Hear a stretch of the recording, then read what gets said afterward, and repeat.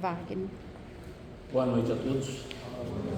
Que Deus, nosso Pai, Jesus, nosso guia e modelo, e a espiritualidade maior que nos envolve, nos assiste, nos inspira nesse instante, possa continuar derramando essas energias balsâmicas salutares a cada um de nós, encarnados e desencarnados aqui presentes. Agradecidos ao Pai maior por permitir tantos irmãos da pátria espiritual aqui juntos de nós na noite de hoje para aprendermos sobre as suas lições morais. Te agradecemos imensamente, Pai, por tudo que temos e por tudo que somos. Mas como pedides que ainda somos, te rogamos, permita nesse instante que nossa Mãe Maria, juntamente com os samaritanos e os legionários do bem, possa levar a todos os nossos irmãos suicidas, onde quer que se encontrem, as nossas vibrações de afeto, carinho, amor e ternura, a fim de que eles possam se ver fortalecidos para os embates que ainda estão por vir, mas que em breve possam estar juntos de nós novamente. E como Paulo de Tarso nos ensinou, escrevendo à igreja de Tessalônica: regozijai-vos sempre, orai sem cessar, em tudo dai graças, porque esta é a vontade de Deus em Cristo para convosco. E com esses três imperativos, pedimos permissão para dar por iniciado os trabalhos da noite de hoje. Como disse a Ana Cláudia, o tema escolhido não foi por acaso Setembro Amarelo, porque amanhã comemora-se mundialmente o Dia Internacional da Prevenção ao Suicídio. E a Organização Mundial de Saúde trata esse tema com tamanha importância que o próprio Ministério da Saúde no Brasil, a partir de 2003, colocou no calendário nacional também o Setembro Amarelo, para que fosse estampado esta prevenção. Suicídio não, diga sim à vida. E nós iniciamos com esta frase de Cassimiro da Cunha, quando no livro Parnaso de Além Túmulo, através do Chico, disse: todo suicida presume que a morte é o fim do amargor, sem saber que o desespero é a porta para outra dor. Nós, como espíritas, como espiritualistas, jamais poderemos pensar em suicídio, principalmente por trazermos nas nossas convicções espirituais que o espírito é imortal. Nós estamos aqui nessa presente encarnação cumprindo os nossos desígnios, como nos fala Kardec no Evangelho segundo o Espiritismo, preso a esse plano de provas e expiações, testes, obstáculos e pagamento de dívidas, onde nos encontramos numa oficina para aprendermos, numa escola para evoluirmos, nesse presídio para pagarmos as nossas faltas que tenhamos cometido para com os nossos entes queridos em vidas transatas, em vidas passadas, e nesse hospital para que nós possamos curar o nosso espírito e não o nosso físico. Então, diante disso, o próprio Cristo nos disse: no mundo só tereis aflições, e não saireis dele até que pagais o último ceitil ou o último jota. Por isso, no capítulo 5 do Evangelho, ele nos fala: bem-aventurados os aflitos, bem-aventurados os que choram, porque serão consolados, bem-aventurados os que têm fome e sede de justiça, porque serão saciados, bem-aventurados os que sofrem perseguição pela justiça, porque o reino dos céus é para eles. Mateus. Vós sois bem-aventurados, vós que sois pobres, porque o reino dos céus é para vós. Vós sois bem-aventurados, vós que agora tendes fome, porque sereis saciados. Vós sois felizes, vós que agora chorais, porque rireis. São Lucas. E muitas das vezes a gente questiona como ser feliz, chorando, tendo fome, sofrendo, mas é exatamente isso que o Cristo espera de nós, que nós possamos sair vencedores dessas dores que nos alcançam a todos, indistintamente, ricos e pobres. Por quê?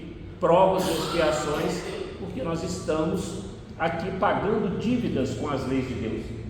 Nós somos espíritos, como nos ensina Kardec na questão 101 do Livro dos Espíritos, espíritos de terceira ordem, espíritos de terceira grandeza, muito longe ainda de nos tornarmos seres angelicais, seres de luz.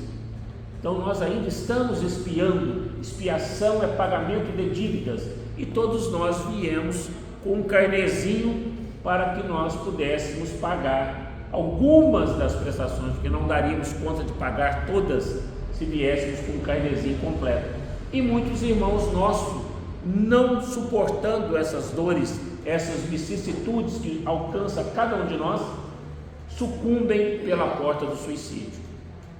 Então, por isso, nós vamos apresentar alguns índices, vamos apresentar as definições do que vem a ser e os tipos de suicídio, o suicídio na ótica espírita e as consequências dessa desastrosa opção. Então, no mundo, são mais de 800 mil pessoas que tiram a própria vida por ano, uma a cada 40 segundos. Esse índice, essa estatística já foi superada. Eu estava olhando hoje à tarde e já passa de 1 milhão de habitantes que tiram a própria vida pelo autoextermínio, pelo autoflagelo por ano. No Brasil, de acordo com o Anuário de Segurança Pública, só em 2022 foram 16.262 suicídios. Em 22, nós estamos em 25, provavelmente deve ter aumentado. Dessa forma, tivemos 8 suicídios por 100 mil habitantes, uma elevação de quase 12% em relação a 2021, que registrou 7,2 homicídios por 100 mil habitantes. Nós já passamos, o suicídio já passou o índice de homicídios no Brasil. É a segunda maior causa de morte entre jovens de 15 a 29 anos. Lembrando que o índice de suicídio entre crianças também aumentou consideravelmente, crianças até 12 anos. Os adolescentes passaram de 606 casos em 2010 para 1.022 em 2019, um aumento de 81%, só no Brasil. E para cada morte por suicídio existem outras 10 ou 20 pessoas que já tentaram fazer o mesmo. É questão de saúde pública. Segundo a Organização Mundial de Saúde, o Brasil ocupa o 8º lugar entre os países com os maiores índices de suicídio.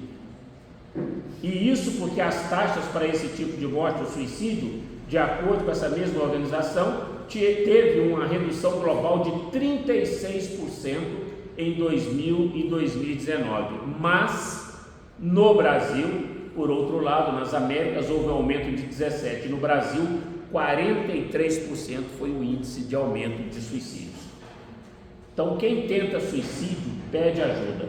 Só para se ter uma ideia, Uberaba, nós tivemos até o mês de julho 28 casos registrados de suicídio, 28, então está dando uma média de 4 suicídios por mês, sem contar aqueles que são registrados com mortes acidentais e que não entram no cômputo geral dessas estatísticas.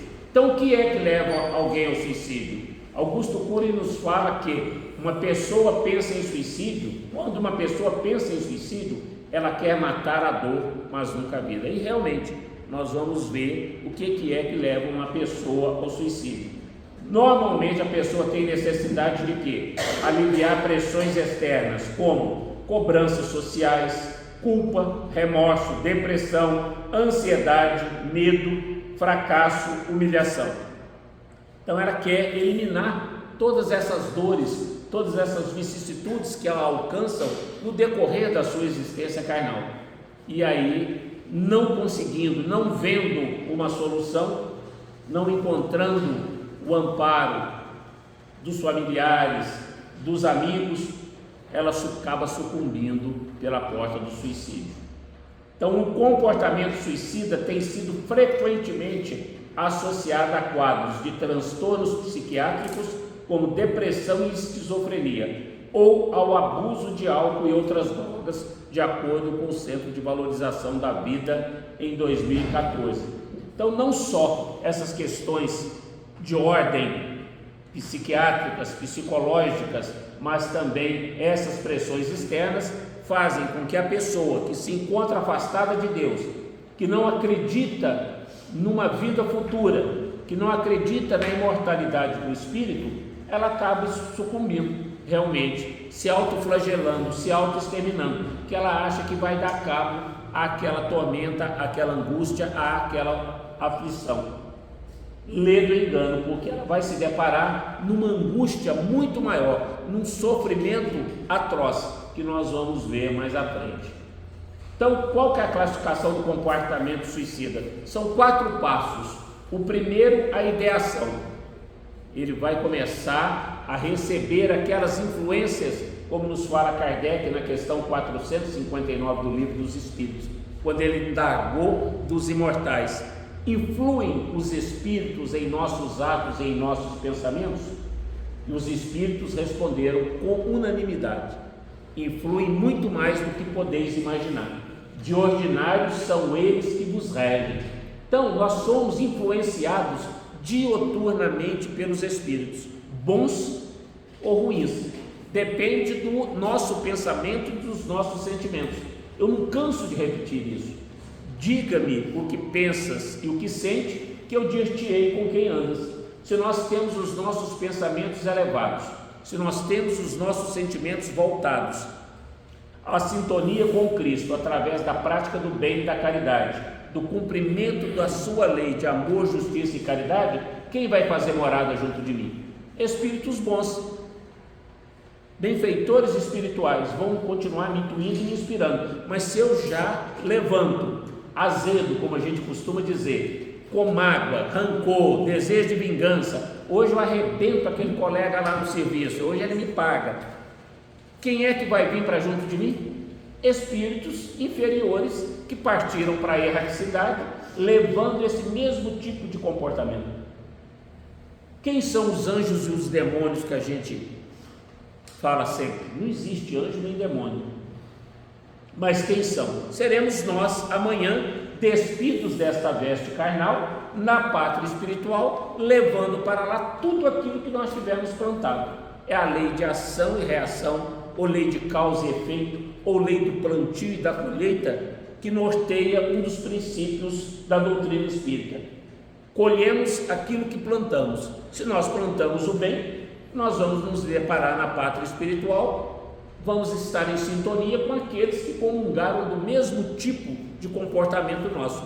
Mas se nós só praticamos o mal aqui na terra, se nós partimos para a pátria espiritual, levando rancor, mágoa, desejo de vingança, sentimentos contrários à lei de Deus, nós vamos estar em sintonia com quem lá na pátria espiritual? Com aqueles que viveram aqui e que partiram com esses mesmos tipos de comportamento. Por isso a gente teme tanto o umbral, por isso a gente teme tanto para os católicos o purgatório. São regiões umbralinas onde cada um de nós vamos estagiar por um determinado tempo, até que nós estejamos equilibrados e comecemos a traçar uma nova diretriz para nós reencarnarmos novamente. Então, anjos e demônios seremos nós despidos da matéria. Então, nós somos influenciados a todo tempo e nós temos que tomar cuidado. E nós somos tão vaidosos que quando a gente acerta, nós tive uma ideia maravilhosa. A gente não para pensar: nossa, meu anjo da guarda me deu uma intuição, eu ia por aquele caminho, passei por aqui hoje, estou dirigi hoje por esse caminho, teve um acidente lá, morreu tanto. A gente nunca, nós somos vaidosos, orgulhosos, a ideia sempre partiu de nós. Mas quando é para o mal, mas o meu obsessor me arrebentou. Então quem são os nossos obsessores? São os nossos credores, como Chico nos dizia. Aqueles que estão cobrando as dívidas que nós contraímos com eles nas vidas passadas. Nós já matamos, esquartejamos, jogamos na fogueira, e hoje nós esperamos o quê? Nesse mundo de provas e expiações, como a gente fala, nesse vale de sombras, pagamento de dívida. O Chico, que é o Chico, não foi obsediado por quase 30 anos? Divaldo Pereira Franco não foi obsediado por quase 30 anos? Então todos os Bezerra foi obsediado, Eurípides Barçanufo foi obsediado.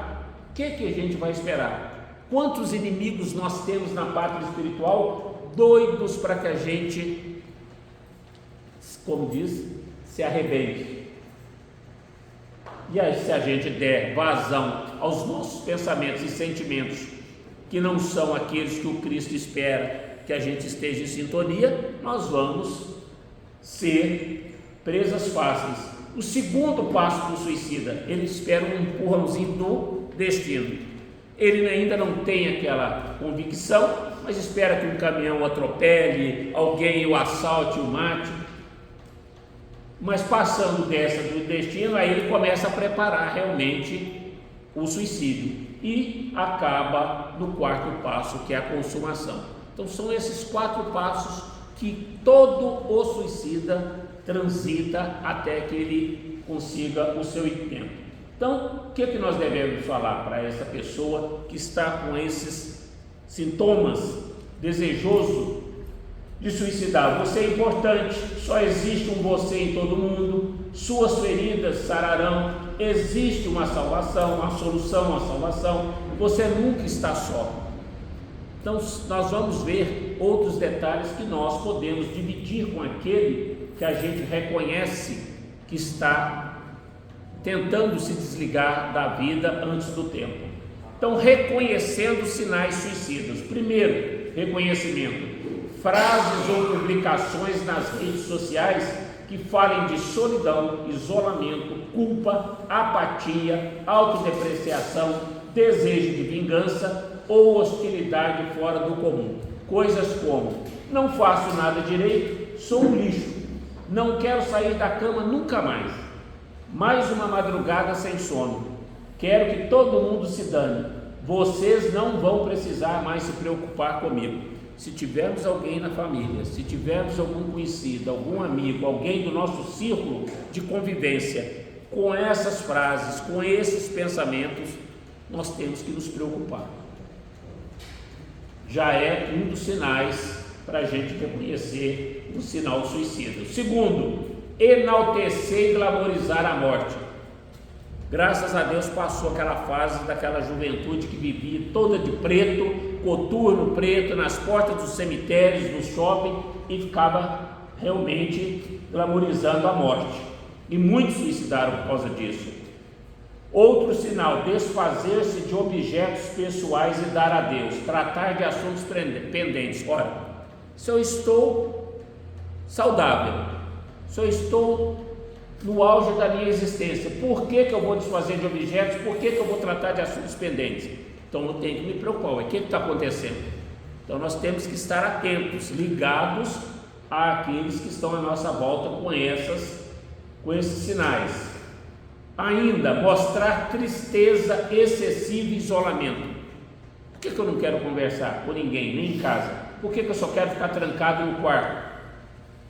Então essa apatia nós temos que abrir os olhos, ficarmos atentos, porque alguma coisa está acontecendo.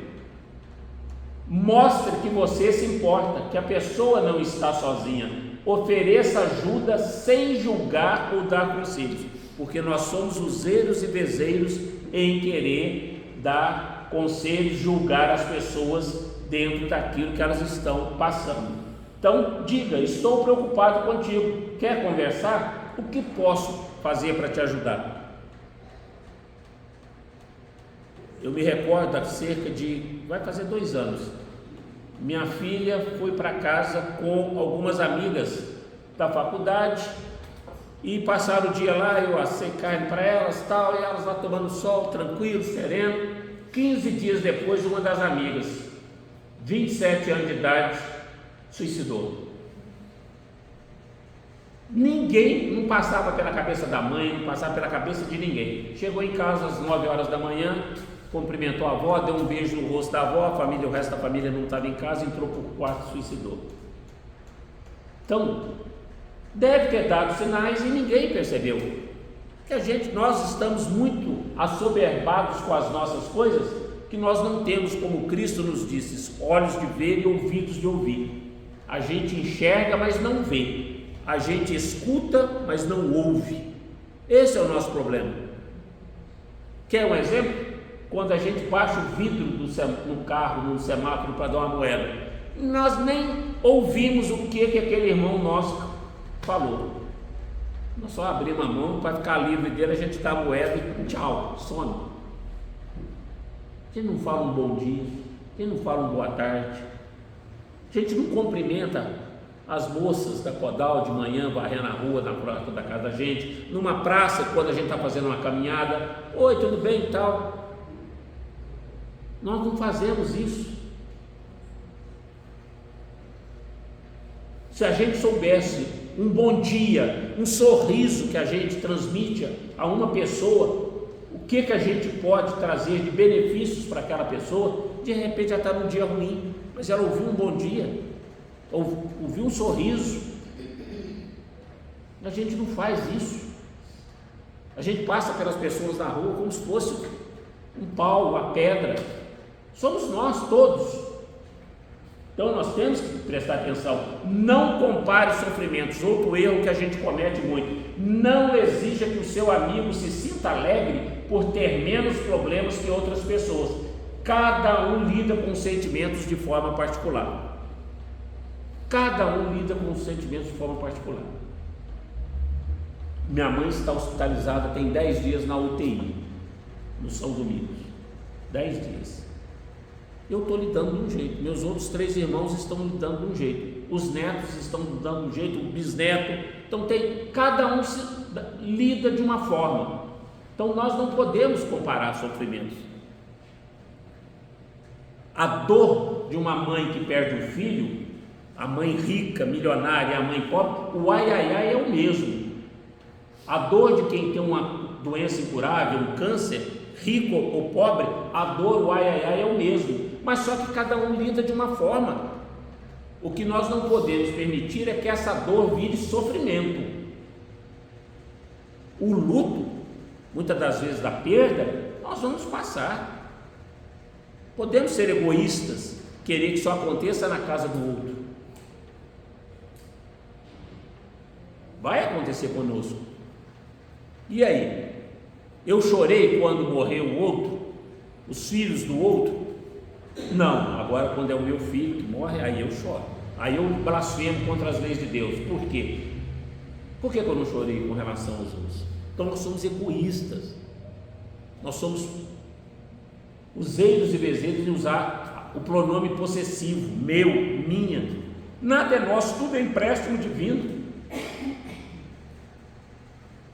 Então nós não podemos comparar sofrimentos. Cada um está no seu auge da evolução. Eu não posso exigir do outro aquilo que ele não tenha condições ainda de dar. Cada um de nós está no seu limiar. Então pergunte ao seu amigo se cogita se matar. Se a resposta for sim, não entre em pânico. Compartilhar pensamentos suicidas pode aliviar a sensação do isolamento, que é o que todo suicida acredita, que ele está isolado, que ele está só, que ninguém se preocupa com ele, que ninguém está interessado nos problemas dele. E muitas das vezes o suicida também é um egoísta, porque ele não pensa naqueles que vão permanecer aqui em sofrimento, principalmente quando ele não deixa uma carta dizendo o porquê que ele cometeu aquele desvario, aquele autoflagelo. Então o melhor caminho é sugerir auxílio profissional. Tudo bem se não quisesse abrir comigo, quer ajuda para encontrar um psicólogo, um terapeuta, um psiquiatra? Eu não sou a melhor pessoa para te auxiliar, mas vamos atrás de um? Estou preocupado contigo. Você não era assim, por que você está tão fechado? O que está acontecendo? Por que essas expressões? Por que essas palavras? Por que essa melancolia? Kardec nos fala aqui no capítulo 5 do Evangelho: a calma e a resignação, os maiores antídotos contra a loucura e o suicídio. Então, como ajudar uma pessoa sob o risco de suicídio? Contato inicial mais importante. Primeiro passo: achar um local adequado para dialogarmos. Após é reservar o tempo que for necessário. Como eu disse, nós não temos tempo. Então as pessoas ligam. Hoje, eu até brincava com meus irmãos esse dia, com exceção, não sou melhor do que ninguém, mas eu falo com meus irmãos. Na minha casa vocês podem ir a hora que quiser. Se eu tiver, bateu a campanha, eu estou em casa, vocês não, tem que marcar a hora. Nunca vi isso. Você tem que marcar a hora para ir na casa de irmão, você tem que marcar a hora para ir na casa de um amigo, você tem que marcar a hora para ir na casa do pai, da mãe. Mudou, o mundo mudou. Antigamente a gente ia por prazer para visitar um amigo. Hoje à noite eu vou lá tomar um café. E contava longos casos. Agora hoje não, tudo a gente tem que marcar. Então a gente tem que reservar um tempo que for necessário para a gente dar essa sustentação. A tarefa mais importante é ouvi-las efetivamente. Tenhamos ouvidos de ouvir, não é escutar, é ouvir, participar. Nos inteirarmos da angústia, do sofrimento daquele que está nos passando um problema. Acabei de perder o emprego, acabei de perder o amor da minha vida, acabei de perder minha fortuna, acabei de perder meu pai, minha mãe. Estou numa angústia, não acho, estou sem chão. É a hora da gente oferecer o ombro. O que o Chico fazia com aquelas mães que perdiam os filhos? Minha filha, o que eu vou falar para você? Deita aqui, vamos chorar junto. Quantas vezes o Chico chorava junto, sem falar nada? A pessoa só quer um ombro, ela só quer saber que ela não está só.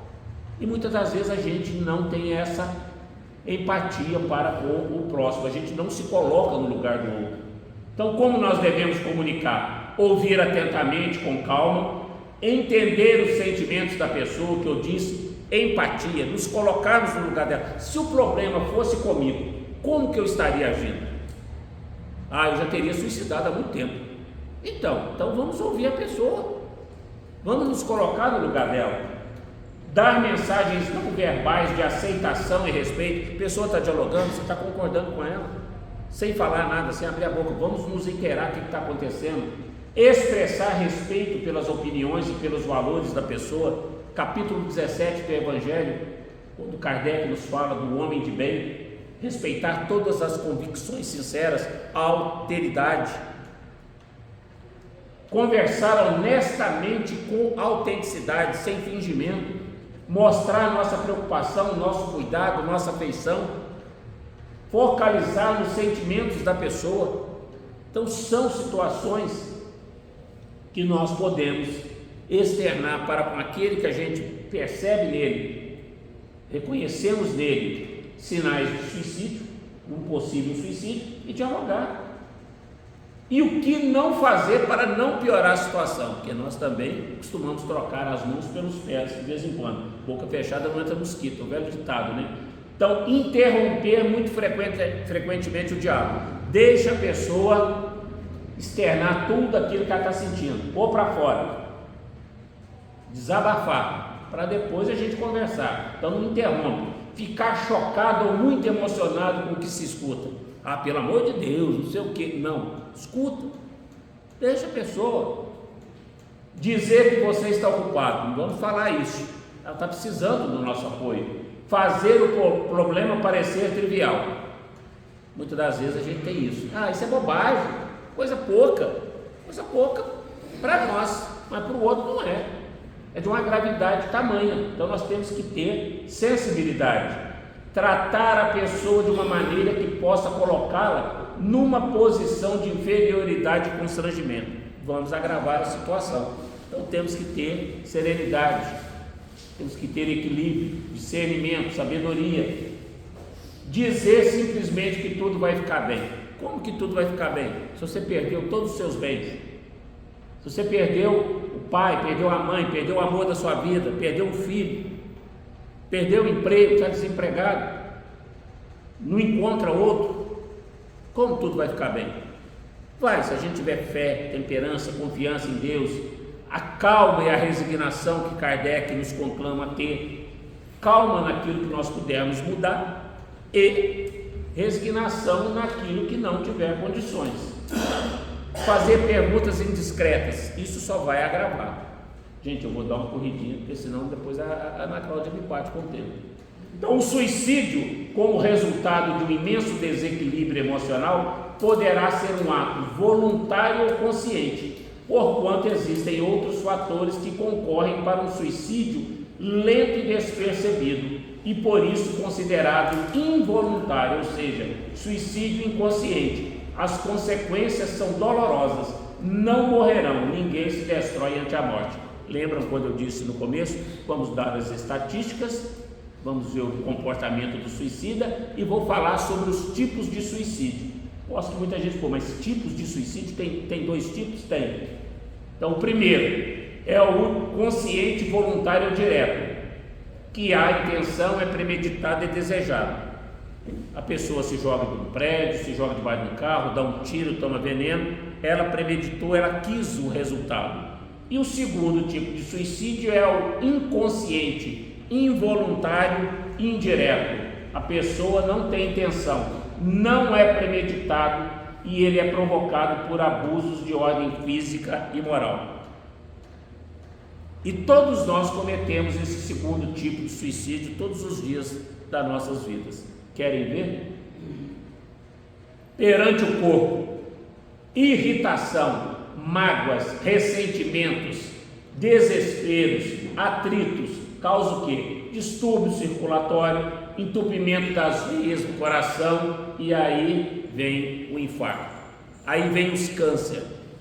Já disse aqui também, torno a repetir, 80% dos cânceres são causados por quê? Mágoa, ressentimento, ódio, desejo de vingança. É o copo de veneno que a gente toma esperando que o outro morra. Quem bate esquece, quem não apanha que não esquece, mas nós precisamos esquecer. Não é nem esquecer, é nos libertarmos disso, porque para a gente esquecer quem nos traiu, quem nos furtou, quem assassinou um ente querido, só se a gente tiver amnésia ou Alzheimer.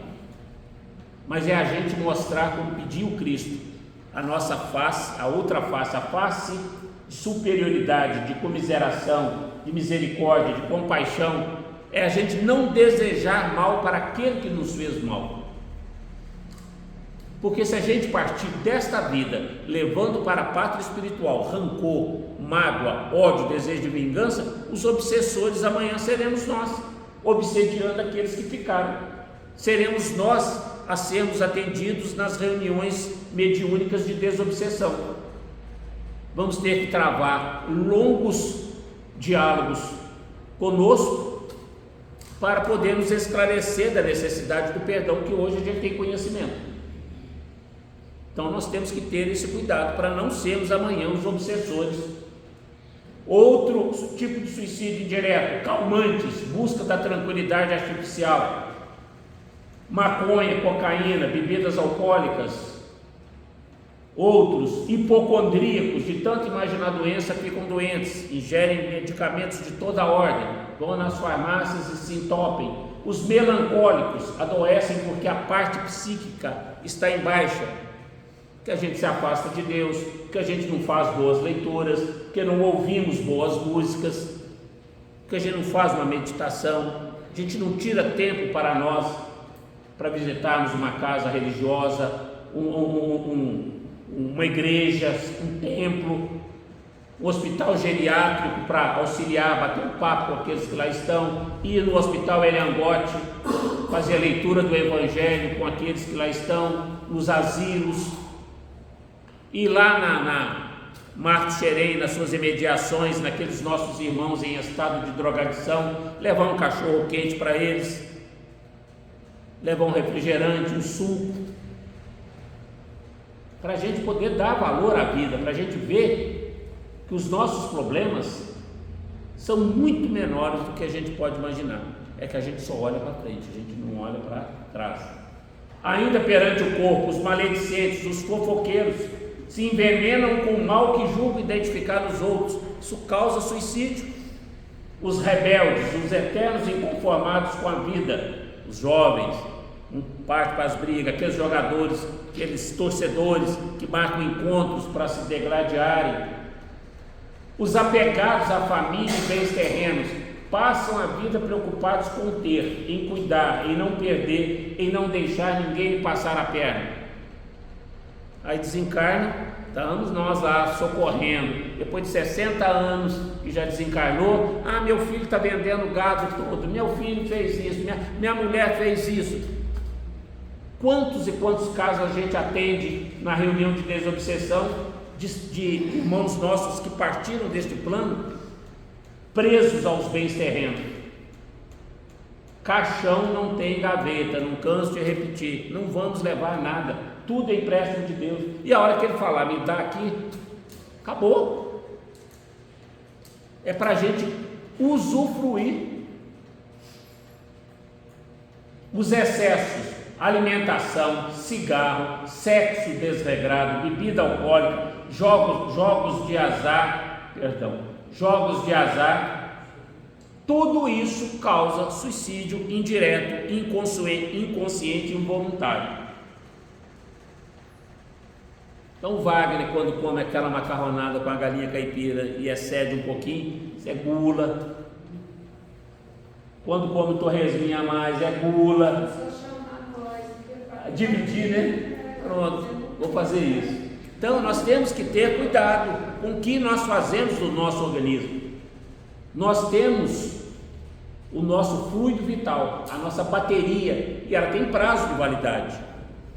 Ela pode ser prorrogada se nós praticarmos o bem excessivamente aqui neste plano, mas podemos ser chamados antes do tempo também, se nós praticamos o mal, se nós usurpamos mal do nosso corpo. Nós podemos ser chamados antes, através do infarto, através de um AVC, de uma doença qualquer. Então nós temos que tomar cuidado. Então, suicídio na ótica espírita, diz o Kardec, a calma e a resignação adquiridas na maneira de encarar a vida terrena e a fé no futuro, dão ao espírito uma serenidade, que é o melhor preservativo da loucura e do suicídio. Agora, a incredulidade, a simples dúvida quanto ao futuro, as ideias materialistas são os maiores incentivadores do suicídio. Elas produzem a frouxidão moral, as brechas psíquicas que nós damos para que espíritos inferiores incutem em nós o desejo de partir desta vida antes do tempo. Ideias materialistas, teorias de nihil, morreu, acabou, lê do engano.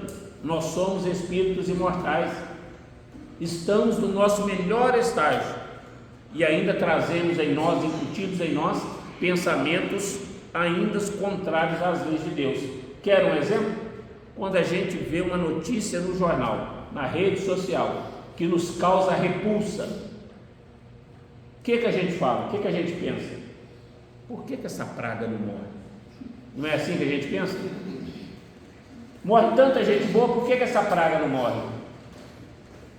Somos nós. O Cristo falaria isso? Pensaria isso? É um irmão doente, precisa de quê? Precisa de médico, e o nosso médico é o Cristo. Então, tem o homem o direito de dispor da sua vida? Indagou Kardec aos imortais. Não, só a Deus assiste esse direito. O suicídio voluntário importa numa transgressão desta lei. E Emmanuel, o mentor de Chico, arremata: suicídio é ato de suprema rebeldia contra a lei de Deus. Deus nos dá a vida, somente Ele pode nos tirar desse cativeiro em que nos encontramos, todos nós, nesse presídio chamado Terra, em que estamos para expiar as nossas faltas. Vou dar uma puladinha aqui. Então, consequências do suicídio: continuação do sofrimento em maior nível, localização em regiões de sofrimento, tormentos e recordações, pesadelos. Aquele que tirou a sua vida com um tiro na cabeça tinha que viver ainda mais 30, 40 anos, vai passar 30, 40 anos vendo aquele estampido o tempo todo, vai ver seus restos mortais lá sendo comidos pelos vermes no cemitério, vai estar lá presenciando a degradação do corpo físico. É o sofrimento, vai ver que não morreu. Lesões a nível perispiritual. Nós somos compostos de espírito, que é a parte inteligente nossa, o corpo físico, essa que atualmente nos serve para a nossa evolução, e o perispírito, que liga o corpo físico com o espírito, e é onde fica gravado tudo que nós aprendemos, tudo que nós fazemos, de bom e de ruim. Então, nós vamos ter lesões a nível perispiritual e nós vamos ver a consequência disso. Essas lesões podem se refletir onde? Na próxima reencarnação. Desperdício de tempo valioso para o nosso progresso. Viemos aqui para passar 60 anos, 70, e partimos com 20, com 25, vamos ter sofrimentos da pátria espiritual e depois. Pensa, o suicida no pós-morte, pensa que continua vivo na terra, observa seu corpo e pode permanecer ligado a ele sentindo a desagregação, esse desligamento. Este estado pode demorar o tempo em que deveria ter vivido. Continua a sentir as agonias da morte e sofrimentos maiores do que os que quis evitar. Quem puder, leia o capítulo 5 do livro Céu e Inferno, que traz lá relatos, Kardec traz relatos que ele colocou no livro quando em 1860 ele fazia o livro O Céu e Inferno, através dos médios. São relatos de espíritos suicidas, pais, mães, filhos, o sofrimento atroz desses espíritos que cometeram o autoextermínio. Então, enorme perturbação espiritual decorrente da consciência culpada e da certeza íntima de ter transgredido a lei divina. Longo processo de reabilitação através da expiação, primeiro nas zonas purgatoriais e depois em nova reencarnação. Vai sofrer no umbral, que a gente tem tanto medo, nos vales dos suicidas, e vai sofrer depois na nova reencarnação. Esse vídeo aqui é 20 segundos, só para você ter uma ideia de uma moça 6 meses antes do seu desencarne pelo suicídio. Agora 2 meses antes, 1 mês antes,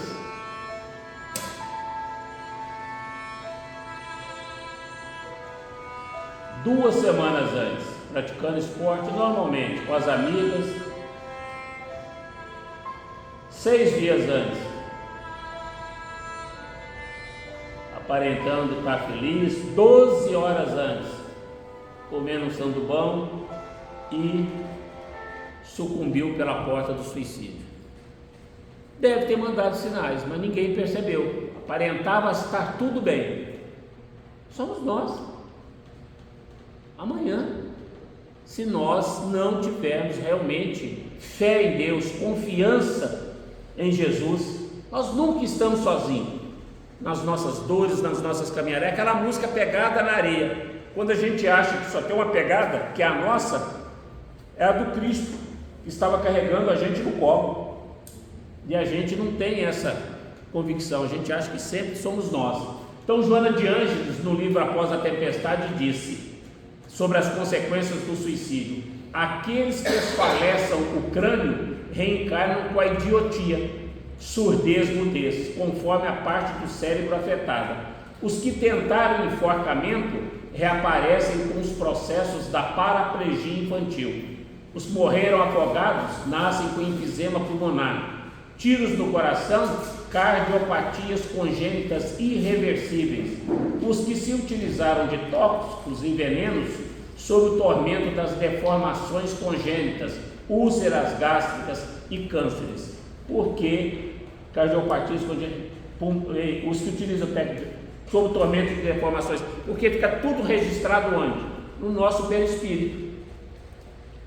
Então nós afetamos o nosso corpo perispiritual, todos os excessos que a gente comete, e aí a gente nasce. Não, mas por que nasceu com surdez, mudez? Por que nasceu perturbado? Por que nasceu com paraplegia infantil? Pode ser suicida? Pode, mas pode ter sido outro também, um espírito empedernido na criminalidade. Mas via de regra são as consequências desastrosas daquele que comete suicídio. E arremata Joana de Ângeles: espera pelo amanhã, quando teu dia se te apresente sombrio e apavorante. Se te parecem insuportáveis as dores, lembra-te de Jesus. Ora, aguarde e confia.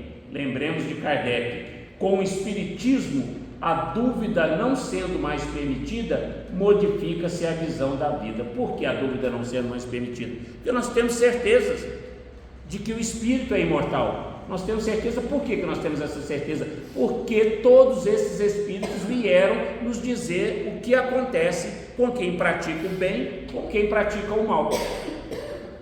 Kardec não se debruçou sobre a mediunidade para estudar os fenômenos mediúnicos. Ele debruçou sobre a mediunidade para estudar a psique nossa, a psique humana. A doutrina espírita é uma doutrina de consequências morais, não fenomênicas.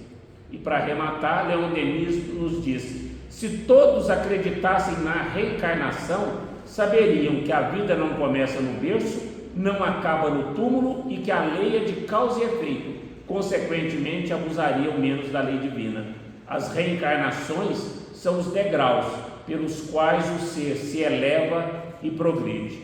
Então, que Deus, nosso Pai, Jesus, nosso guia e modelo, e a espiritualidade maior que nos envolveu a todos nesta noite, encarnados e desencarnados aqui presentes, possa continuar nos fortalecendo a fé, a esperança, a confiança em Deus, em Jesus, para que nós saiamos vitoriosos desta presente encarnação, levando conosco todo o aprendizado, a bagagem que nós já temos, e que nós possamos acreditar sempre em Deus, que nós não estamos desamparados. Nos fala Jesus no Evangelho, no capítulo 6: vinde a mim todos vós que estáis aflitos e sobrecarregados, que eu vos aliviarei. Ele não nos promete cura, promete alívio, mas que nós estejamos sempre em sintonia na prática do bem e da caridade. Que Maria, nossa mãe, possa cobrir-nos com o manto sagrado que cobriu Jesus, conduzindo-nos de volta aos nossos lares, envoltos nesta harmonia, nessas energias balsâmicas que recaem sobre cada um de nós, que possamos espargir essas mesmas energias que recebemos neste ambiente com todos aqueles que se aconchegarem da gente lá fora. Mais uma vez, gratidão pela paciência e pela tolerância pelo avançado da hora. Gratidão.